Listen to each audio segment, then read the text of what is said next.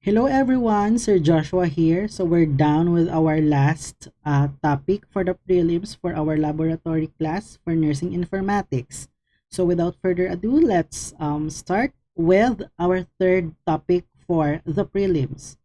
Our topic for today is about your open source and your free software.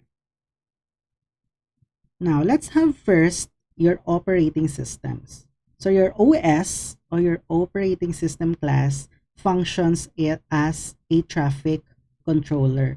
So it is considered class as the brain of your computer. And it also provides access to applications such as your office software and your emails. So examples of this are your computer apps. Okay? Gambar kita class your computer apps or your computer applications. This work well with your specific operating systems. Thus, your OS class, the OS that you select determines which apps can run. So for example, these applications are for Google or for Android. So these apps will only function for such.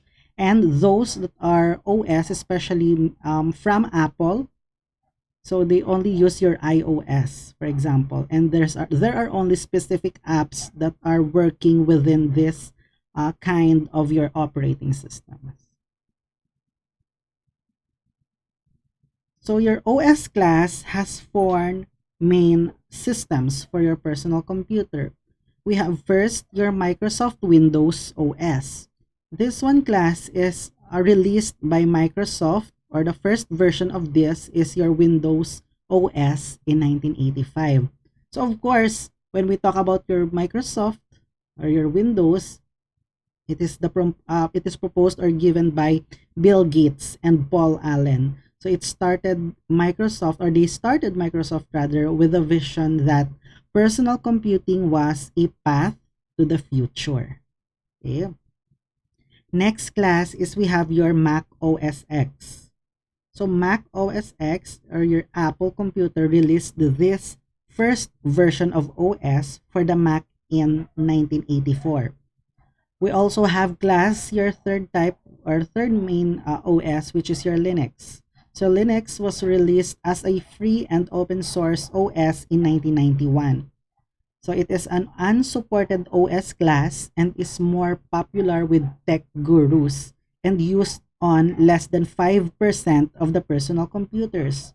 However, this one class is used because of its stability and affordability.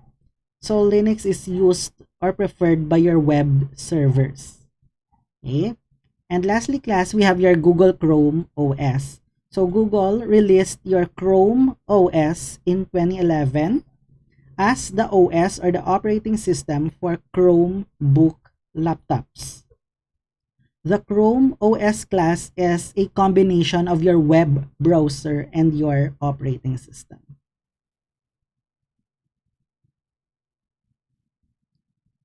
In your operating systems class, we have different types.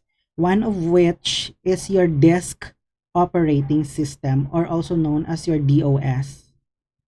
So this one class was text-based and required the user to remember a set of commands such as your delete, run, copy, and your renaming or your rename. The screens were black and generally only displayed text and numbers. So as you can see in the picture, no? So this one is your DOS or your DOS. And then your DOS class allowed for only one program at a time. So programs could not share the information and you could not use point and click to enter commands. So most of these commands are typically functioned with the use of your keyboards lang. Okay? So this one is your DOS. Aside from this one, we also have your GUI, GUI, or pronounced as your GUI. So this one class is coined from GUI, which means your graphical user interface. Okay? And usually functions with the use of your point and your click. So mag-open kita sa aton nga PCs, usually mag-start up kita, amo na siya ang nag-appear, your GUI or your GUI. So the proponents of this are the following. We have Vannevar Bush, who is responsible for the developing of your concept of graphical interface in 1945. So as early as 1945, ang iyagi niya concept ni Vannevar Bush is the graphical interface. Kung ano gid bala ang makita naton pag open sa aton nga computers. Almost 40 years prior to the use of or prior to usage by Apple and Windows OS. So Bush research team at the Department of Defense called the project as the Advanced Research Project Agency or your ARPA, which also develops the mouse rather that allowed for pointing and clicking. Okay, the usage of the mouse. We also have class Douglas C. Engelbert. So Douglas Engelbert and his research team naman class continued to develop the GUI concept. So when Engelbert's project lost funding, most of his research team went to Palo Alto Research Center or your PARC, a Xerox company. Yeah. So Xerox class is a company responsible for the developing of your first PC in 1973. Okay, again, your Xerox class is a company responsible for the development of your first PC or your personal computer in 1973. However, Xerox never marketed the early product that used GUI, named Xerox Alto, because its cost is $40,000. So medyo mahal siya. Next class is your Apple computer. So your Apple computer class released the first Macintosh or your Mac with an OS that used GUI and a mouse in January of 1984, which only costs $2,495. So compared mo to kay Xerox nga 40,000 ang presyo, kay Apple computer no in 1984 ang ila lang nga price is $2,495. Yan. And lastly class, in November 1985, your Microsoft shipped Windows 1, which had an OS that used GUI and a mouse. Okay? So pag sa 1984 si Apple nagamit sang GUI, pagka 1985 sang November si Microsoft naman nag-shift rather into Windows 1. Okay? So those are the samples of your computer systems or your computer operating systems. Now, let's have class your cloud computing. So cloud computing class refers to the ability to access your software and your file storage on remote computers using your internet. So many of the cloud computing office apps and file storage resources provide the ability to share files and folders with the others. Ang ginatawag tabla nga cloud or cloud storaging. Okay? So examples of your cloud computing software include your office apps, okay, your office applications such as your word processing, your spreadsheets, your notes or your note-taking, and we also have your picture and video sharing apps. Okay? So many of the cloud computing resources provide 1 to 200 gigabytes of free file storage. Example of this cloud computing or your cloud office apps class include the following. So we have your Microsoft Office, we have your Google Drive, and we have your Apple iWork for your iCloud. So in Riverside College, each students have your OneDrive storage in every accounts that you have. So you may use that one when saving your files. Just access that on OneDrive. Okay? So there are several sources of your free cloud office apps class. So these are the mentioned applications or your cloud office applications. All three offices Suites include the ability to share and collaborate with others and access free cloud file storage solutions. So with this free cloud office solutions, users no longer need to download your office software to their computers. First is we have class your Microsoft Office. Okay, so Microsoft Office has a free office suite that is completely online. So your users create a username and password to access your Microsoft Office programs. So the free cloud Microsoft Office includes your Word, your PowerPoint, your Excel, and it also provides storage using your OneDrive. Again, as in Riverside College, we are using this one, your Microsoft Office and OneDrive as your storage or your file storage. We also have class your Google Drive. So this one is another sharing app which is online. So it includes your Google Docs, your Google Sheets, and your Google Slides. Files created using this program can be shared and edited with others. Additionally, files such as photos may be placed in Google Drive folder. Users can create files and save them to Google Drive even when it's online.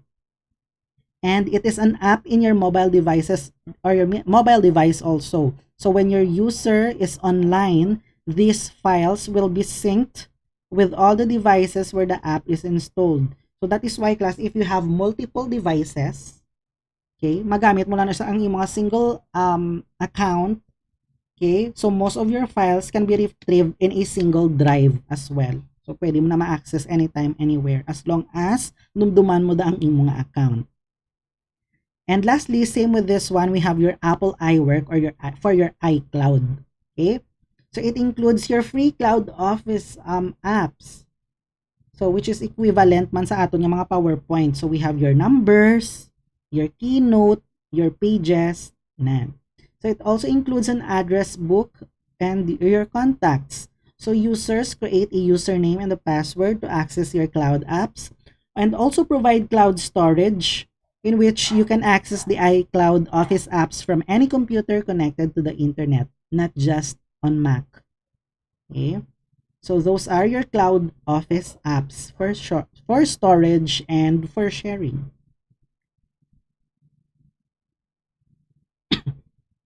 Sharing for your files in your cloud. So this is the ability to create and edit files using your cloud computing apps, which is a great feature as is the ability to share and edit your files simultaneously with the other users.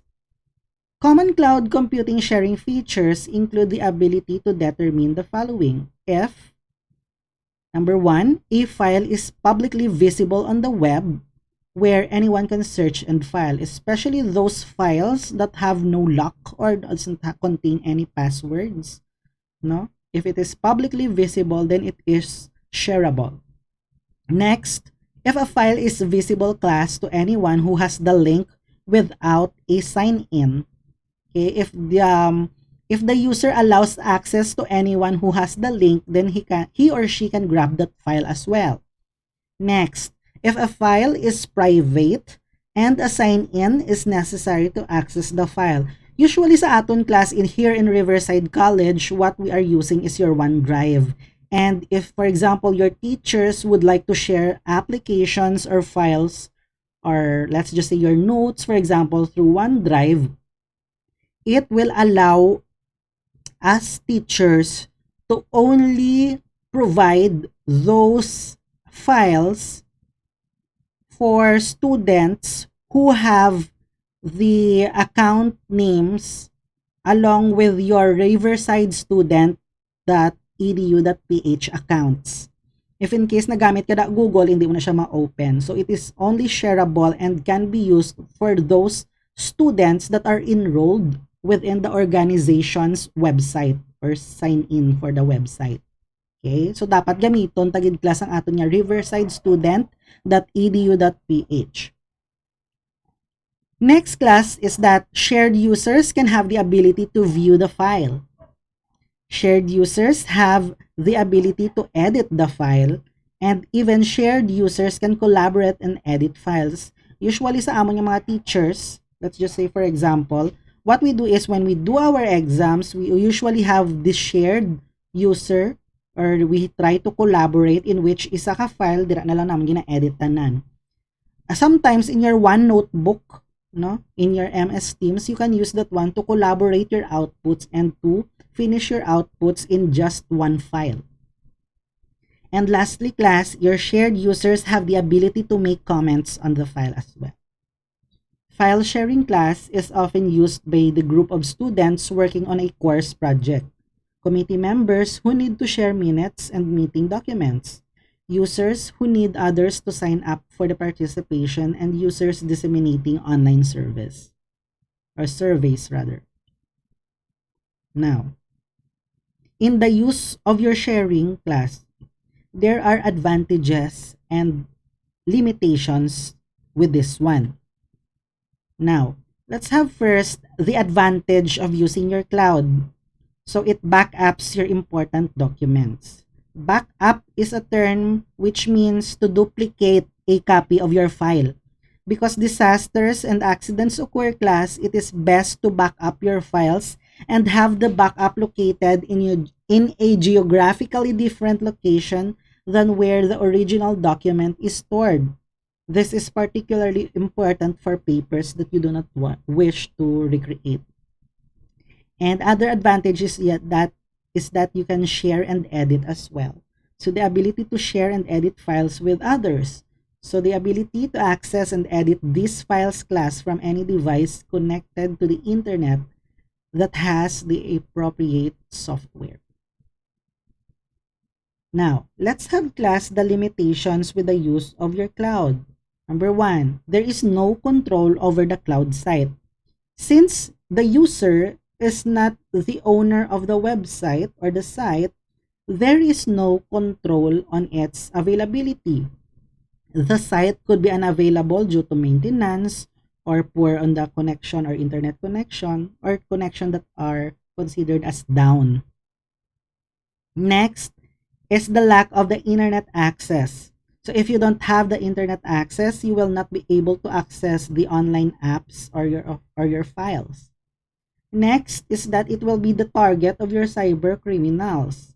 So popular cloud computing sites are targets usually by your cyber criminals or your hackers. And lastly, class, it concerns about the safety of your information. So generally, files with patient or your student information should not be located on the cloud computing website without encrypting the files. So some cloud computing sites offer your site encryption, but for free. When we talk about encryption, you put passwords, okay, on your storage devices or storage applications. Now, let's have, class, your software program copyright. Many commercial vendors believe that the users of computers or your softwares are not buying the software, but instead they buy the license to use it. So software licenses indicate the terms of use for your software. So software vendors may specify the number of computers or devices for your software installation. So here are, class, the other types of your software licenses besides those of your commercial software, such as your open source, we have your shareware, we have your freeware, we have your public domain software, and we have your commercial software. So it is important, class, to know, to understand, and to abide by the software copyright policies for the programs that you are using. Now, let's try to differentiate these software programs or for your devices. First, class, is we have your open source. So this software has copyright protection, but the software source code is available to anyone who wants it. So the idea behind this is that by making source code available, many programmers, class, who are not considered or concerned with their financial gain will make improvements to the code and produce a more useful, bug-free product. So this or your open source software or open source software is an example of this one. Also, class, your open source software uses your peer review to find and eliminate your bugs. Okay, so the basis of this concept is they use their peer review. Ara ba gahatag ka 5 stars, 3 stars on a specific software. This is also to identify the concerns of your users and lastly to find or to eliminate the bugs or the errors in the software and a process that is unfortunately absent in the proprietary programs. So open source class grew in the technological community as a response to the proprietary software owned by the corporation. Let's just say, for example, your Google class. Google has many open source software projects for your developers, for your apps. Diba sa ilang Google Play, for example, we try to review those applications available. No, kung nabo ang ilang rating, gina-dissolve or sometimes they have to change something on that application. Okay? That is an example of your open source software. Now, let's continue. We also have class your Shareware. Shareware or the developers of this encourage your users to give copies to friends and colleagues to try out. Anyone who uses this program after a trial period, pay them a fee. Okay, kung mga apps ba lang ginabaydan, okay, may mga pasample lang sila inadlaw. Like for example, apps. Like for example, your photo editing apps na kinala nyo siya bayran. Okay? Registration information is included. Continuing to use without paying the fee is charged software piracy. Okay? Kung may mga apps ka mo dang agin gamit nga siya, modified no? Mga modified APKs or apps sa cellphone, that is considered as a charged software piracy. So there is terms of use statement when the program is installed and also has its copyright protection. So some software is distributed as shareware nga ginatawag. You can often find your software of this type on the internet. So the developers of shareware encourage users to give copies to friends and colleagues to try out. Okay? Para tagaan kanila extension para gamiton mo na ang apps, dapat i-share mo siya sa mga friends mo or i-install mo siya. Biyara sila gina-provide niya shareable links. And in many cases, class, users cannot access the program after a given period. So like for example, 3 days lang being a trial. After that one, you have to pay for that. So that is your shareware. Now, let's proceed with the next. The next class is called as your freeware. From the word itself, freeware. So this one is an application the programmer has decided to make freely available to anyone who wishes to use it. So usually it is closed source with some restricted usage rights. And it also has to maintain its copyright. Okay? Biskan libre ni siya, may gina-maintain siya nga copyright. Although you may use freeware without paying, class, the author usually maintains the copyright. Unless the program is open source, a user cannot do anything with programs other than what the author specifies.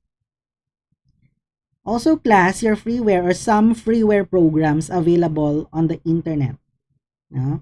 So these freeware programs or some of these freeware programs, class, are in public domain and for which the author states that they can be used any way the user desires, including the making of your changes. May mga bag-uhon dira sa amo nga apps. So when users accept the software through any channel but a reputable reseller, they should be certain that they know whether the software is proprietary, may nagapanag-iya sana, it is a shareware, a freeware, or a public domain use. Unless using a very well-known vendor, you should use a virus checker to verify that file that does not have the virus before you install it. Kay tungod free lang siya class, you always have to check. There are a lot of applications in the internet that is considered as a freeware. I-install mo siya, gali kay piki siya. Once installed, virus, gali ang dala niya. So, naguba mo pang imo nga softwares or yung mga computer nga OS because of that. So, always try to check your applications or the use of your applications, especially on your mobile gadgets or even in your laptop's class. Okay, before installing, make sure that it is legit. Next class is your public domain software. So this one class is a software with no copyright restrictions and there is no ownership. Excuse me. Wala may nagapanag-iya because there is no ownership. You can use this software without restrictions. So most of us are not familiar with your public domain software. So examples of this class is we have your GNU OS, which is used with Linux, your source code used for your veteran administration of your electric health record or your EHRs, and we have your Vista. Vista source code is a public domain under your US copyright law and is licensed as open source under your World Vista. So usually this kind of applications, like for example the Vista nga mentioned here, is only within the US. Okay? So again, this one has no copyright restrictions and no ownership. And we also have class, your last one, which is your commercial software. So this one is proprietary. Yeah, proprietary, may proprietorship, may owner. And this one class has copyright protection. That thus you must purchase it. So the terms of the use display when you install the software, users must accept the terms of use in order to install the software. Pag install mo, may mga magwa na nga mga license to use this one, so on so forth, copyright concerns, none. This is an example of your commercial software. Next class, this one, installation of your proprietary software requires the user to register your software. Dapat ginapa-register gid ang ini nga software. Today, installation of your softwares requires the user to register the software and requires your internet connection. Pa-register gid.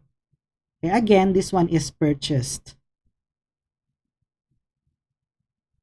Mostly class, you can still purchase your software from CDs. Ang iba niya mga applications such as your cleaners, your antivirus, usually some of these are purchased softwares from CDs. So it is more common to purchase it and download it from the website. Although you can still purchase software from your CDs, it is more common to purchase it and download it from the website if installing from a CD, the location of the information is on the installation disk or the envelope in which the software disk came. So usually may mga instructions na siya sa iyang box. So once the code is entered, the program checks to see if the program was previously registered before allowing installation. Of course, gina-double check kay basi karon may nagamit na sa amo na nga mga software apps or your software tapos ginbaligya liwat so wala siya, hindi siya mag-function sa imo. Sometimes this kind of software class are limited only for 1 or to 2 usage depending on the manufacturers. Also class, you can also purchase a key card for the software that includes your installation number, such as your serial number, your product key, and your other designation. So during your installation, you will be prompted to enter the number or the code, and such as your serial numbers, your product key, and designations. And lastly, class, your commercial software keep the numbers for all commercial software in several safe places. So some products that allow trials or trial periods will give the user a chance to register either after a given number of days or when it is installed after your purchase. So product numbers class may be matched to a number in the computer BIOS or your basic input-output system. So this is a chip on the computer motherboard that stores your software. Okay? So those are the examples of your softwares. So again, we have your open source, your shareware, your freeware, your public domain software, and your commercial software. Now, most of the concerns with the use of your software class is piracy or pamimirata, copy-paste na ginatawag, okay? Now, let's have your software piracy. So today class, given the ease with which legitimacy of your programs can be verified, pirated software is more of a problem than our illegal installations of the legitimate software. So most problems are from countries outside the Western world. Usually in Southeast Asia, one of the best examples of piracy. Damo, ginadiya class, real talk. Okay, so according to 2016 Business Software Report, the value of your software theft in 2015 was 400 billion in US dollars. Okay, so 39% of which goes to the global piracy rate, 17 of which is within the US na piracy. That is why in 1992 class, your Congress passed, okay, this one is passed the Software Copyright Protection Bill, which raised the software piracy from a misdemeanor to felony.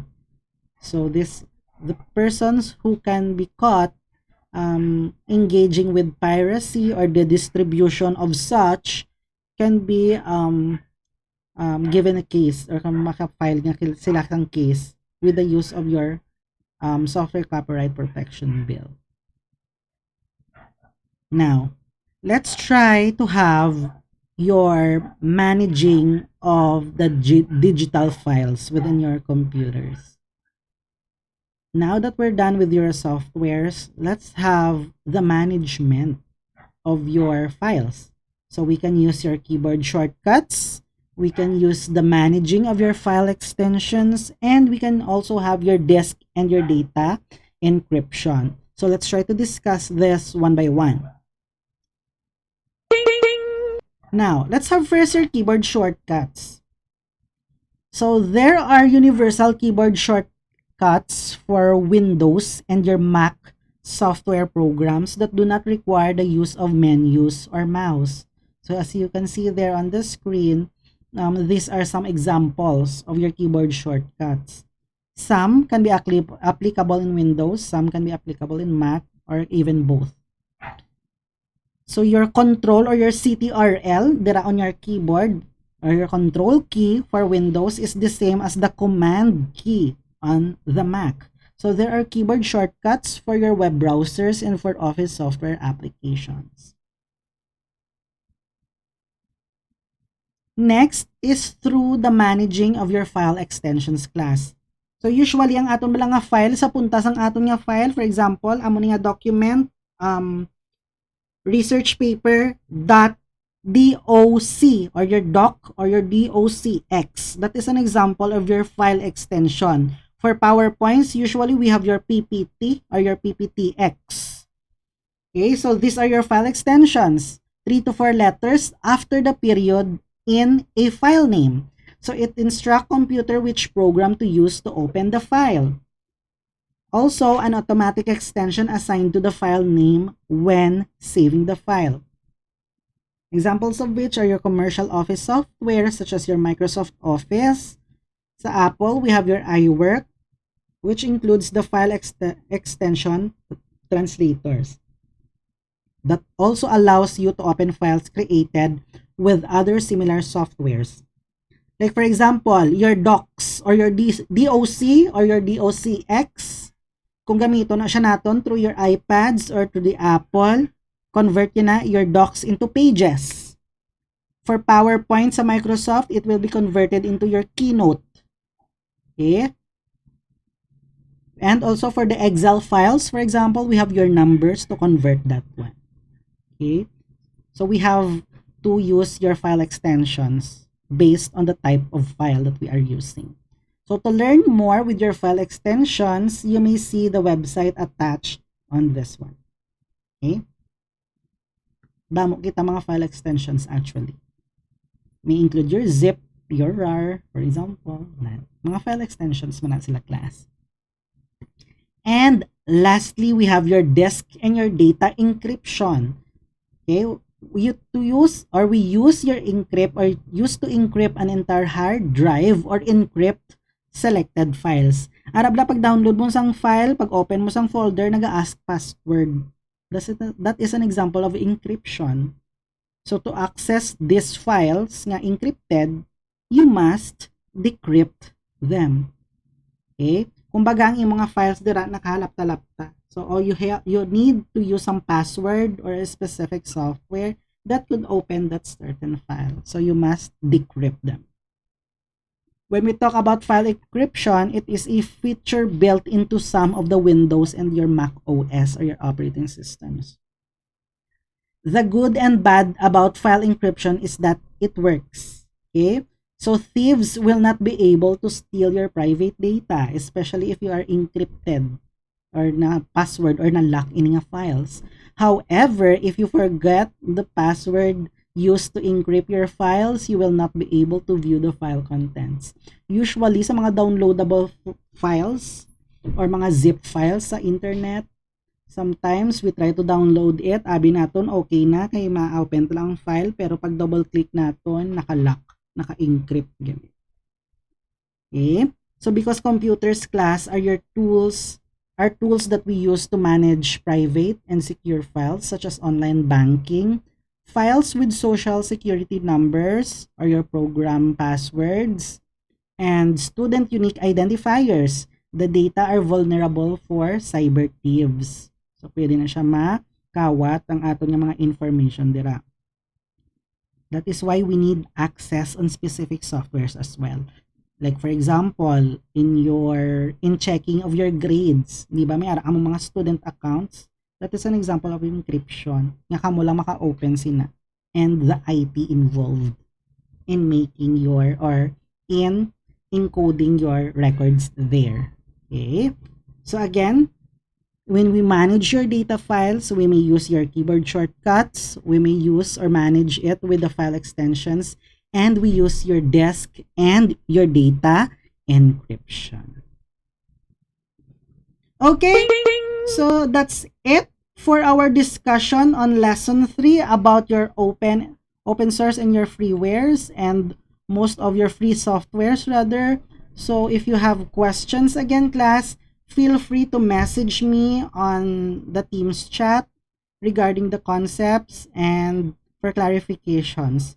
Also, this is the end of our prelims for the laboratories of our nursing informatics subject. So make sure to copy anything that was been mentioned there. You may use that as your notes for your examination. And please make it a habit to check our teams, our general team for nursing informatics for some of the announcements, especially when we shift into live classes for our midterms during the lab class for your reports.